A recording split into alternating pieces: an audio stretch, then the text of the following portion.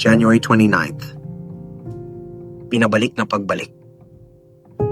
Ibalik mo kami, O Panginoon, upang kami ay makabalik. Panaghoy 5:21 aking salin. Walang pag-asa ang bayan ng Diyos maliban kung ang Diyos mismo ang magpabalik sa kanila mula sa kanilang paglihis at pagtalon sa kasalanan at kawalang panampalataya. Ang aklat ng Panaghoy, Lamentations, ang pinakamalungkot na aklat sa Biblia. Nilipol mismo ng Diyos ang mata ng kanyang mata, ang Jerusalem. Ipinahayag ng Panginoon ang kanyang galit.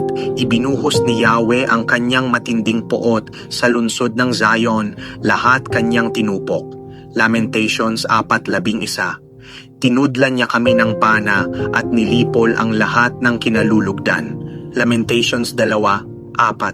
Pinapaghirap siya ni Yahweh dahil sa marami niyang kasalanan. Lamentations 1:5. Paano nagtapos ang aklat? Nagtatapos ito sa nag-iisang pag-asa.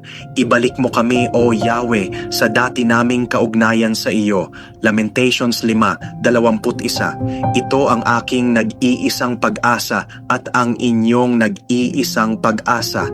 Sinabi ni Jesus kay Pedro, Simon, Simon, makinig ka. Hiniling ni Satanas na subukin kayo tulad sa ginagawa ng magsasaka na inihihiwalay ang ipa sa mga trigo. Subalit idinalangin kita upang huwag manghina ang iyong pananampalataya. At kapag nagbalik loob ka na, patatagin mo ang iyong mga kapatid. Lucas 22:31-32.